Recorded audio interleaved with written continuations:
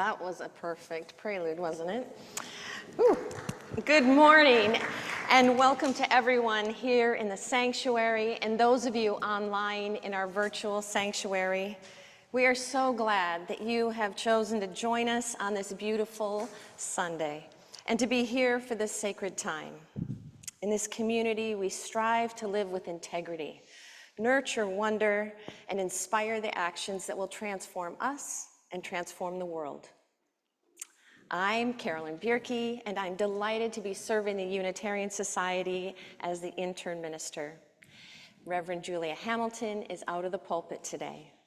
And for this morning's service, I am honored to be here with Worship Associate Peter Hale, Community Choir Director Gwendolyn Kilfoyle, Angie Swanson-Kiriakou, who is engaging with our online attendees. And on this very special day, our pianist, Heather Levin, is celebrating her birthday. Woo! No? She says that's not true. Oh, okay. Well, our birthday fairy was a little off, but we still love you. And I would like to extend a very warm welcome to any visitors or guests joining us for the first time. We would like to get to know you and welcome you into this community. On the second Sunday of the month, we have a casual newcomer orientation across the courtyard in the front office. And you can also visit the welcome table in the courtyard or join in the online coffee hour. There is a link to the connection card online or one in the order of service that you can fill out and drop in the collection plate when it goes around. And we have a lot going on beyond Sundays at USSB. And this morning, I want to highlight that if you are new to the Unitarian Society, or perhaps you've been here for a little while and want to explore membership or meet some new people, we've got a 2-session class just for you. And Reverend Julia will dive into a little UU theology, learn a bit about UU history, and you can share some of your own journey and connect with others as we explore what it means to be part of a congregation. And you can join the Path to Membership class on October 29th and 30th. And if you want more information, please contact our Outreach and Membership Coordinator, Angie Swanson-Kiriakou. And now we have an announcement from Doris.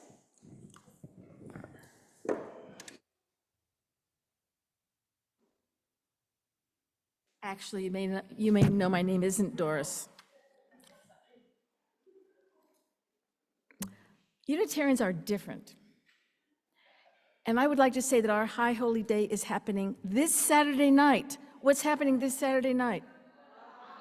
The auction. From 4 o'clock, we're gathering at 4 o'clock until 7 or so. We expect to see you here. Why? Why do I call it the High Holy Day? This is a chance to get to know people intimately. We have events, we have family-friendly things happening. We have a bounce house. We encourage you or anybody you know who has a family to come. We have gift certificates this year from various businesses. We have excursions. We have handmade items. We have food. All the gifts and treasures that you have put together to knit us together are happening this Saturday night. And if you're online, hi. You can bid online. In fact, today at 5 o'clock, our online bidding starts. We have over 180 items, unprecedented amount of things to choose from. And you can pepper or season your entire year with events and things to do here. So if you want to get to know people more intimately, the auction is really key. Online, you can go to ussb.org/auction. Again, at 5 o'clock, our fixed bid price items are open today. You can register online. In fact, I recommend that you do register online. I don't do a lot of stuff online. I'm going to learn how to do that today. It makes it easier for you and quicker for you to come here and just party. Did I say party? There's free food, there's beverages, and the most important thing is Surf and Safari. We have 2 bands going to be happening on Saturday. First of all, we have our Larry Williams, wherever you are, right there. Hi, Larry. His Groove and Hoodlums. And we have this new band called the Soul Cats, which has incredible music. Maybe you've seen it online. They were going to try to play it online, but instead they have me, poor substitute. But anyway, come and dance. We're going to encourage children to dance as well. And if you're the non-online type and you're here, come out in the garden. Peter and Gun and I will be handing out catalogs to each one of you, so we have a printed version. And that's it, folks. Surf and Safari.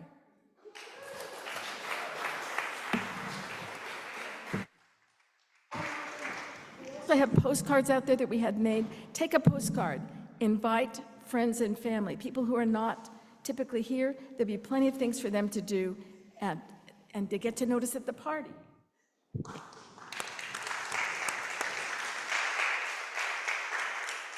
Thank you, Donis. And now, take a moment to settle into your spot. Take a deep breath and allow yourself to fully arrive here.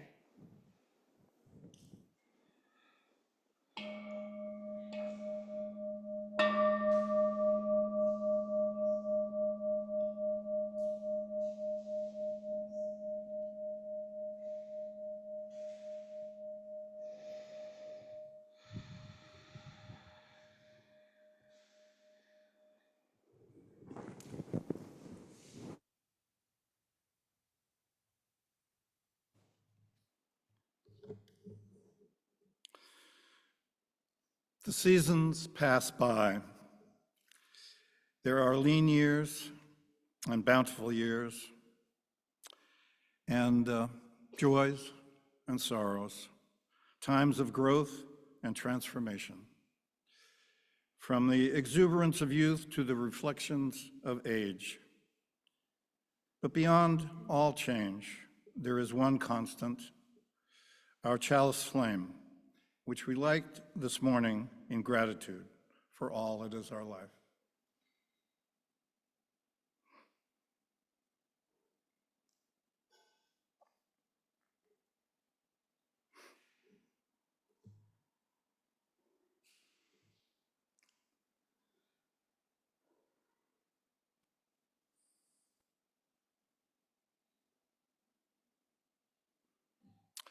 Every week we highlight something that we have noticed in society at large, or personally, something that's happened to us. One good thing.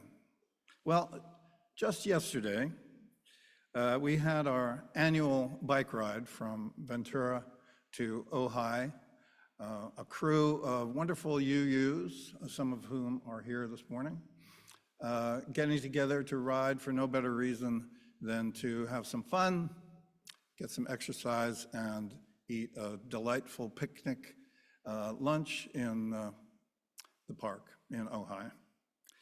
And it was truly wonderful, very good. And the best part is that anyone can participate the next time we do it. I offer this ride every year at our annual auction, which I understand is coming up next Saturday. Our opening hymn is number 203, All Creatures of the Earth and Sky. Please rise as you are able.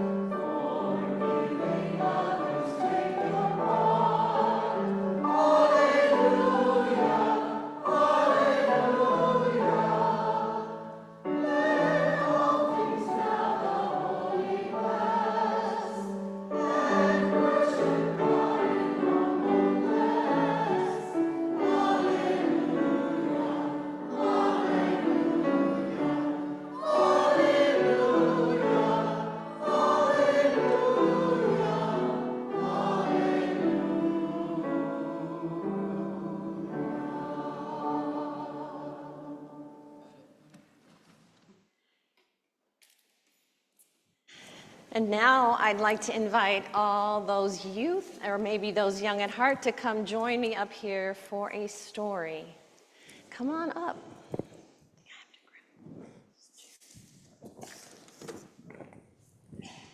I saw a bunch of kids come in.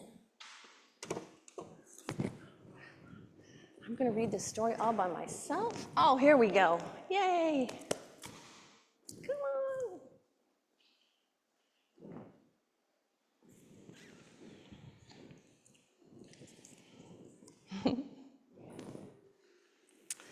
All right.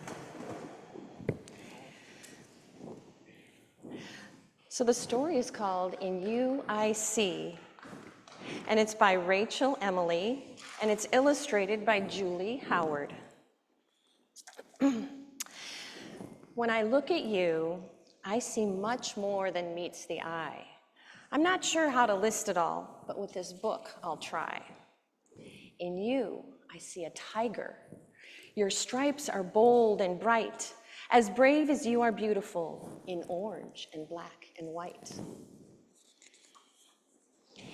In you, I see a river. Your waters clear and cool, awash with life and energy in every stream and pool. In you, I see a swallow. In swooping, nimble flight, your safe return from far and wide, an ever welcome sight. In you, I see an oak tree with branches broad and long, and in a storm, you'll always have your roots to keep you strong. In you, I see a spider with careful, gentle tread. May every moment of your life be spun with silken thread. In you, I see a butterfly. Your wings a dazzling pair, emerging from your snug cocoon to decorate the air. In you, I see a rainbow, your colors rich and proud, a sunbeam shining through the rain and lining every cloud. In you, I see an elephant, determined, strong, and kind, supported by a family where no one's left behind. In you, I see a daffodil, a yellow burst of spring that fills my day with happiness and brightens everything. In you, I see a mountain. I know you're not that tall, but those we have inside us are the biggest of them all. In you, I see an ocean with so much more to know, a world of wonder deep and wide, where coral gardens grow. In you, I see sun and moon, the earth and every star. In you, I even see myself. How magical you are. In you, I see so many things, too many for this book. There's so much to see in everyone. All you need to do is look. That's the story. So, magical ones, off you go to religious education, and we are going to sing them out.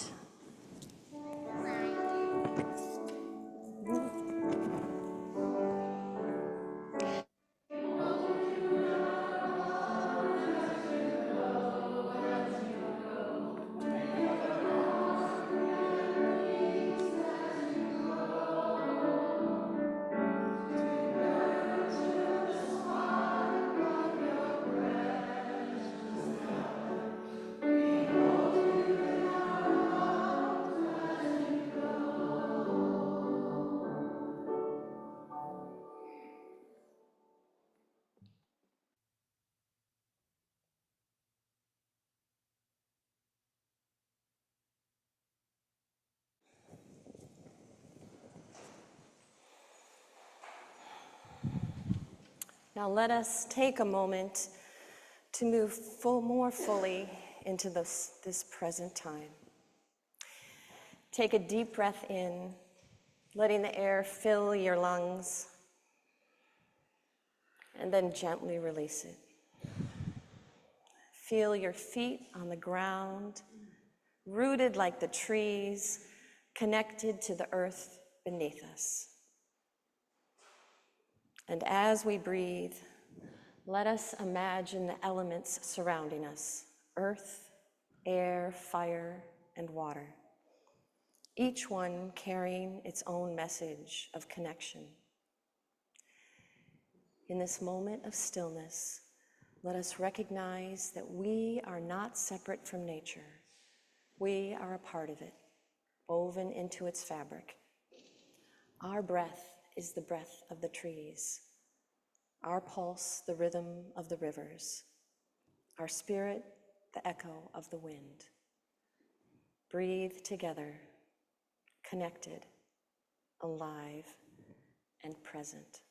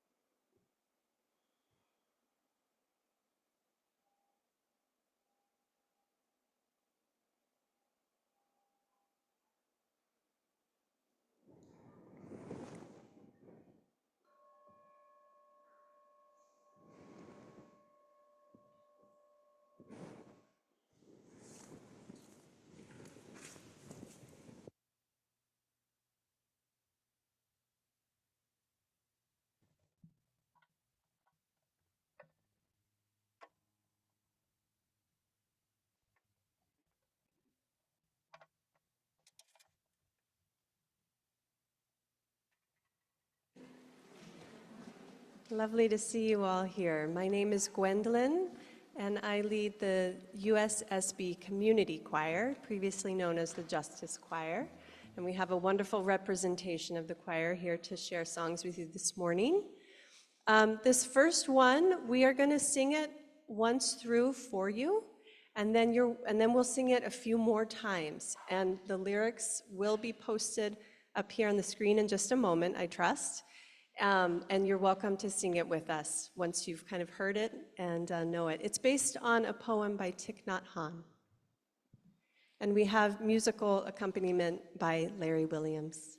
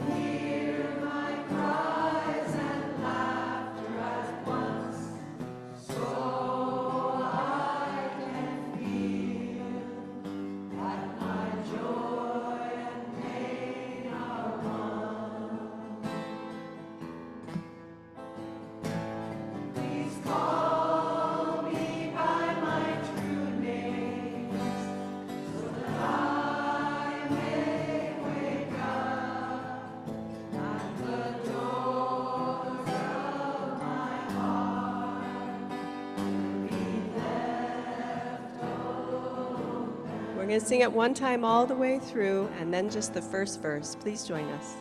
My joy is like a spring so warm, it makes flowers bloom all over the earth. My pain is like a river of tears, so vast that it fills the four oceans. Please call me by my true names, so I can hear my cries and laughter at once, so I can feel that my joy and pain are one. Please call me by my true names, so that I may wake up and the doors of my heart will be left open.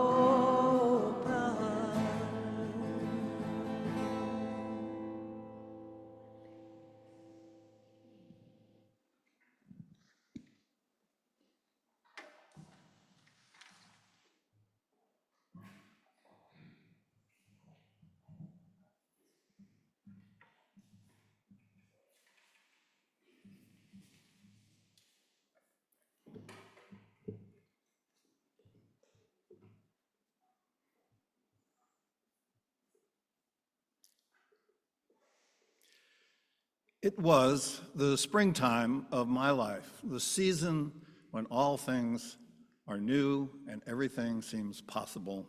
Although I would never have imagined myself scuba diving for lobsters 40 feet down in the Pacific Ocean, along a line of sharp-edged black volcanic boulders. I could feel the surge, the push and pull of the waves that had marched 8,000 miles across the Pacific to crash on this bleak coastline. The water was crystal clear and cold. This was the Galapagos in 1973. Lobsters are tricky little critters. They dwell in the vacancies between the rocks and usually find a moray eel as their favorite roommate. You don't want to stick your hand in those kinds of holes. We used a wire snare at the end of a spear to tease them out of their hiding place. But sometimes they'd slip away and we would have to chase after them, which is what I was doing when a great force pushed me against the cliff and sucked me into a black tunnel. As I turned to swim out, another wave broke on the cliff and pushed me even deeper. And as hard as I tried to get out, I could not. Waves kept pushing me ever deeper into what looked like a 30-foot wide gun barrel. Finally, I reached the deepest point and I realized I could see. There was illumination filtering down from above as another great surge of seawater powered up in front of me and into the light. And I realized I was in a blowhole. You see them in Hawaii and in Mexico, the roof of an extinct lava tube that has collapsed, and the incoming water escapes as a geyser above the surface. I tried again and again to swim out, but was relentlessly denied. The walls of the tube were as smooth as glass. There was nothing to hold on to. I looked at my air gauge. There was 5 minutes left with no reserve, and I was breathing hard. I tried using my spear to dig into the rock wall of the tunnel and try and prise myself forward, but it was hard as rock, of course. I could drop all my gear and make a desperate attempt to get shot out of the blowhole itself, but that would be my last option, with scant hope of success. I was in a depression at the end of the tube, watching the seawater surge up before me, and then wait until the next wave ran out. What to do? I hadn't given up, but there didn't seem to be any way out. How did I get myself into this predicament, you might be asking? Well, it's a very long story, but I'll condense it. Jacques Cousteau came to the Galapagos in 1973 to film an episode of his undersea adventures. The owner of one of the fishing companies had a brainstorm. The only fishermen he had were free divers who could go only perhaps 20 feet below the surface. What could a team with scuba gear do? Go 50, 100 feet to an untouched universe of lobsters. He sent his daughter, Chi-Chi, to the US to find scuba divers. She landed in New York City and took the train to New Haven, Connecticut, where her cousin lived.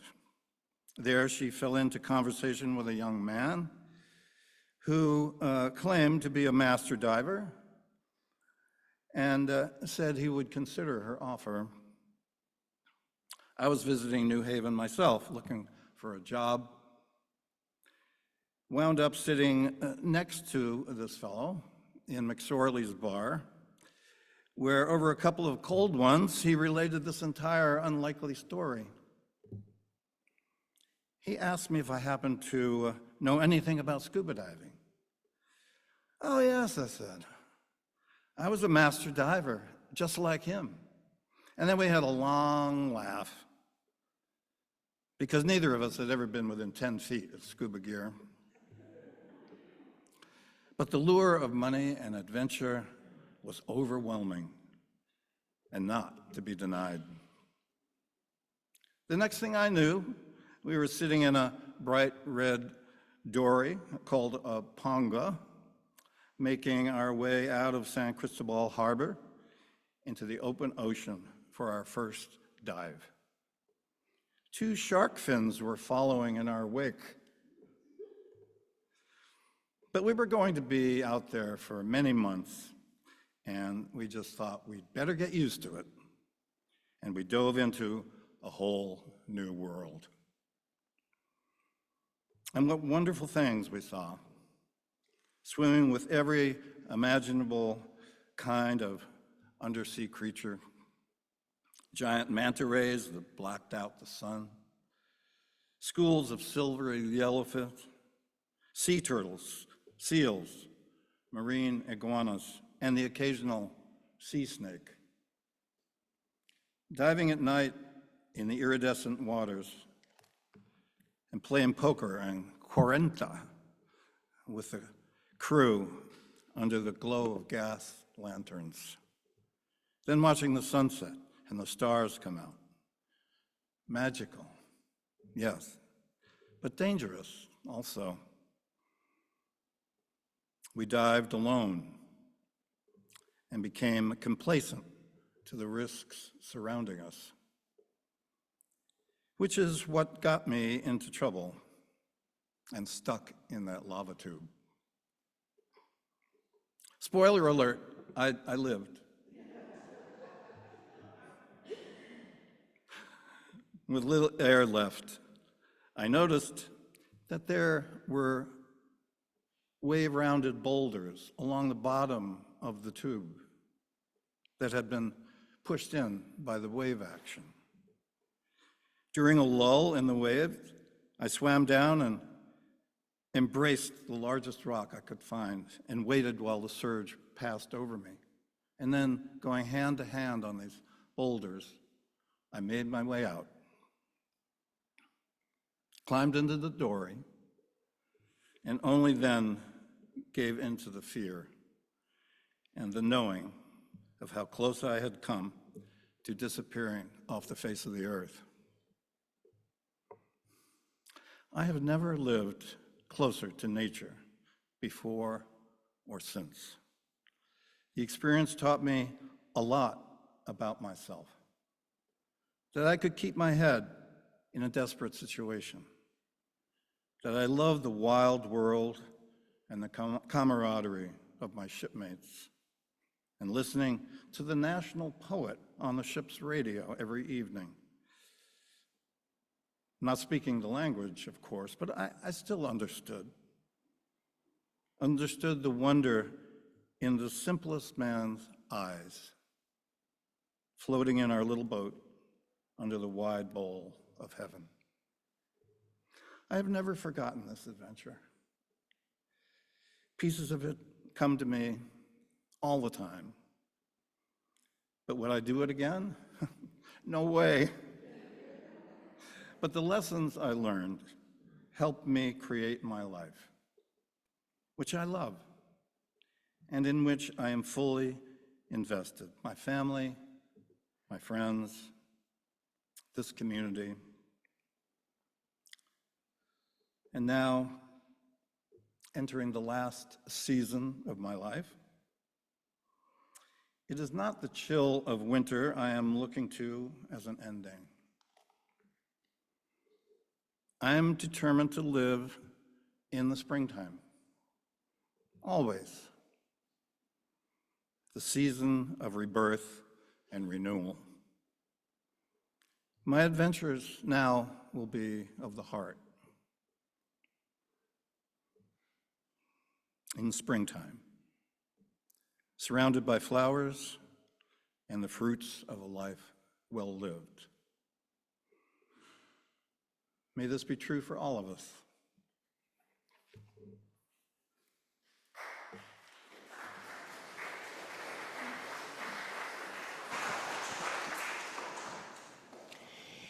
We have a special offering today, which is going to the UUA Disaster Relief Fund. This offering will go directly to help congregations that have been affected by Hurricane Helene, the resulting floods, and Hurricane Milton. The images are devastating, and the recovery will be long.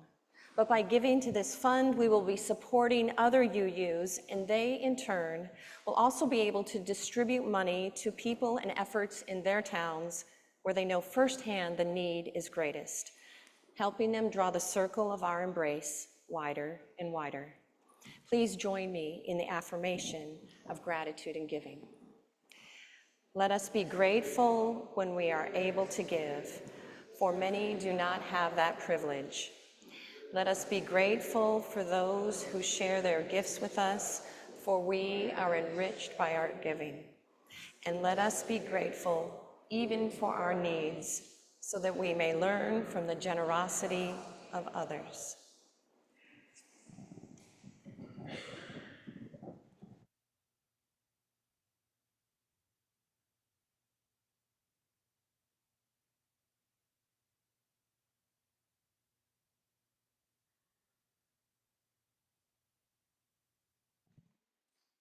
We have one more song for you this morning called This Is the Moment by the Peace Poets, with a Spanish translation by Leticia Nieto.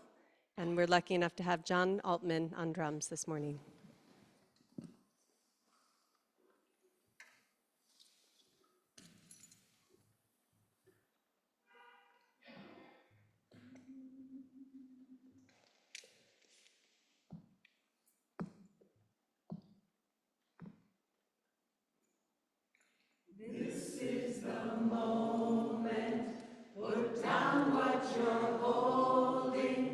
Everything is changing.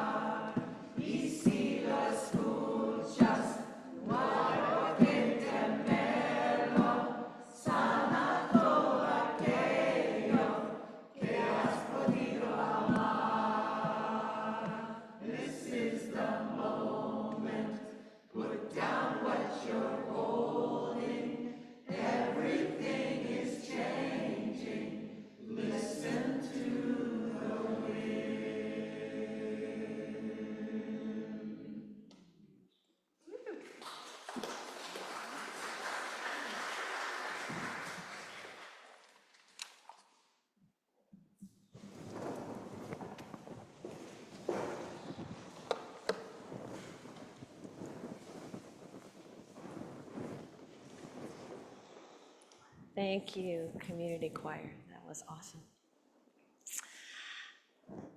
I have a few sayings hanging on my wall at home that resonate with me and my connection to nature. This one, by John Muir, says, "The clearest way into the universe is through a forest wilderness." And this one is by Rumi, and it says, "Be like a tree and let the dead leaves drop." This idea of seeing the sacred in the world around us and letting it be our guide and teacher is at the heart of my theology. Pantheism teaches that the divine is not a distant, separate force, but is instead found in everything that exists. It invites us to see the holy not as something out there, but as an essence woven into the very fabric of nature. In this way, every leaf, every pond, every gust of wind becomes a reminder of our interconnectedness with life. John Muir, the great naturalist and advocate for the wilderness, found nature not only beauty and solitude, but he also found revelation. The wilderness wasn't just a place of peace and reflection. It was where he felt the divine most palpably present. The seasons were nature's own sacred rhythm, and each shift, from the renewal of spring to the dormancy of winter, was a reminder of the eternal cycles of life, death, and rebirth. Religious naturalist Ursula Goodenough speaks to the idea that our sense of wonder and awe for the universe can be a deeply spiritual experience. She writes, "I experience the sacred as all of life itself, in the sense of awe and joy and mystery of being alive." Her work also points us towards a form of reverence that doesn't require us to look beyond this world, but invites us to embrace the sacred here and now, in the earth beneath our feet, in the changing seasons, and in the vast, interdependent web of existence of which we are a part. This connection between nature and spirit is also deeply present in our Unitarian Universalist theology. We are called to honor the interdependent web of all existence and acknowledge our place in it. Our value of interdependence invites us to see the sacred not just in human life or only in transcendent ideas of divinity, but in all life, tiny and great, in the trees, the rivers, the animals, the seasons, and the stars. Our faith affirms that everything is interconnected. And so, from my perspective, everything is holy. The way I see it, our spiritual lives are not separate from our physical embodied lives. As Unitarian Universalists, we embrace a theology that sees our lived experience in this world as full of potential for connection and meaning. Whether we find that connection through a quiet walk in the woods, the feeling of sun on our skin, or even the discomfort of a chilly autumn afternoon, we are reminded that the Spirit moves through all of it. And in that recognition, we can feel a deeper connection to something larger than ourselves. I believe the natural world speaks to us in its own language and reveals truths about our spiritual journey. Just as nature is not a straight line, but an endless cycle of seasons, so too are our lives, shaped by cycles of growth, change, and renewal. The changing seasons form a circle, continually returning us to the same points, but with new eyes and a deeper understanding. Through these stages, we are guided by the fundamental elements: air, fire, water, and earth, each bringing their own wisdom into our experience of the seasons. Returning, growing, reflecting, and renewing. In winter, nature slows down, enters a period of stillness and quiet. Winter can feel like a time of darkness where growth is invisible and life seems dormant. Yet even in the stillness, the element of earth can ground and hold us steady as we enter a time of reflection. The trees may seem bare, but deep within, they are preparing for the return of life.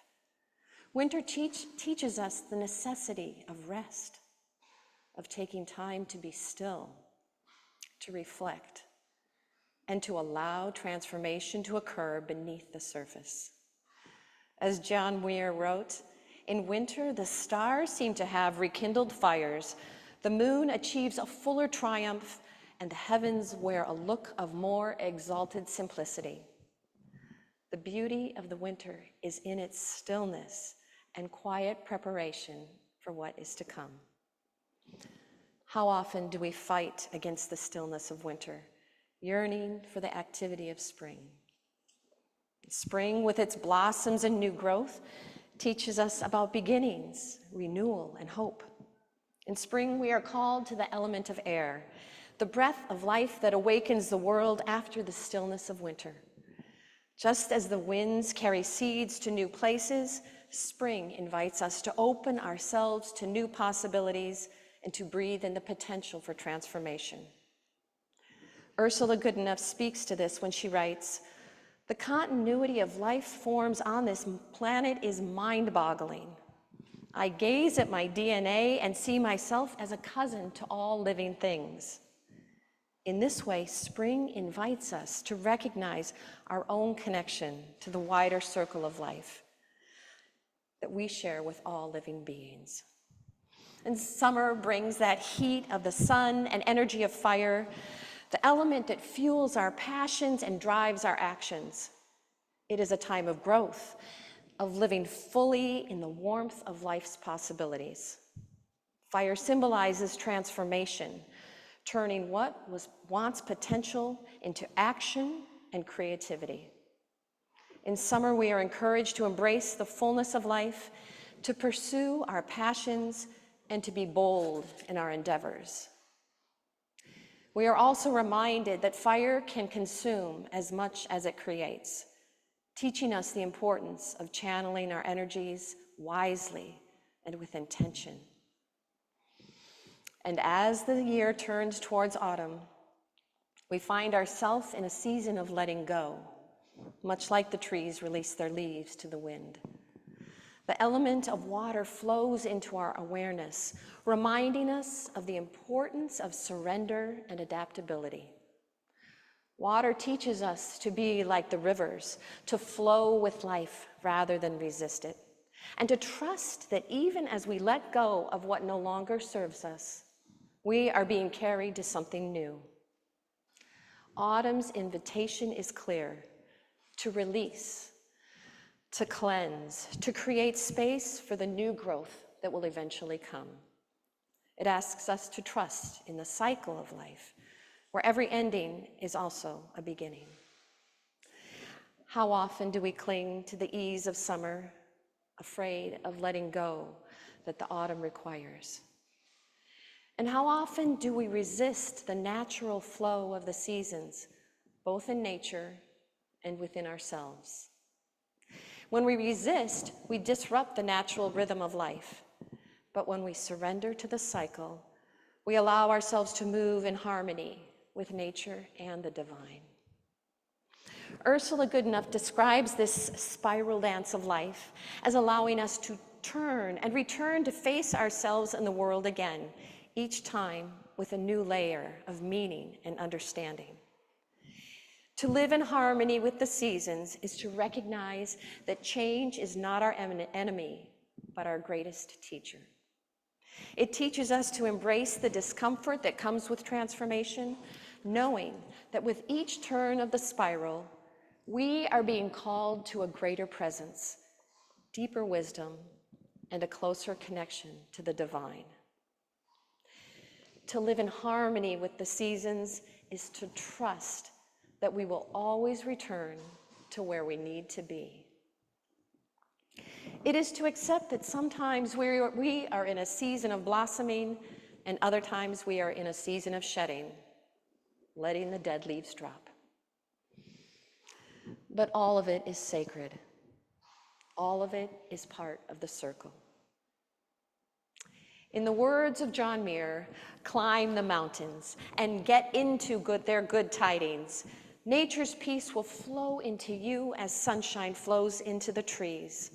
The winds will blow their freshness into you, and the storms their energy, while cares drop off like autumn leaves. The elements and the seasons, like the mountains Muir speaks of, are here to guide us into greater peace, more understanding, and a deeper connection to spirit. They offer us their wisdom if only we are willing to listen, to let go, and to trust in the sacred circle of life. Blessed be. Please join me in prayer. Spirit of life, we come before you in gratitude for the gifts of nature, for the wisdom of the seasons that guides us through this sacred circle of life. Help us to be mindful of the lessons the earth offers, to embrace the budding promise of spring, the abundance of summer, the release of autumn, and the stillness of winter. As we look to the earth for wisdom, we also lift up those whose lives are caught in conflict, whose paths are marked by suffering and fear. For those living in war-torn lands, for refugees and the displaced, we ask for peace, healing, and the restoration of hope. May we carry that peace into the world, in our words, in our actions, and in our hearts. May we learn from the cycles of nature to know that even in darkness, light returns. And may our prayers for healing, for peace, and for justice be carried with the wind to those who need it most. Amen, and blessed be. Please rise in body or spirit and join in singing hymn number 21, For the Beauty of the Earth.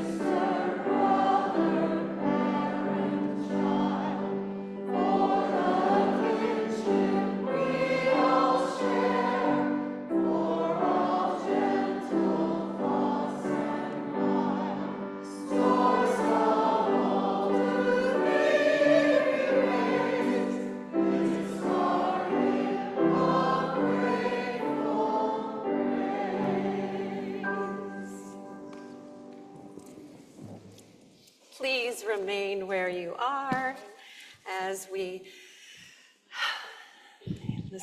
say the benediction.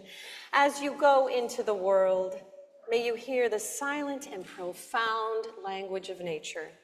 May the light of love shine upon you, out from you, and be gracious unto you. And may it bring you peace. And let us call out a blessing.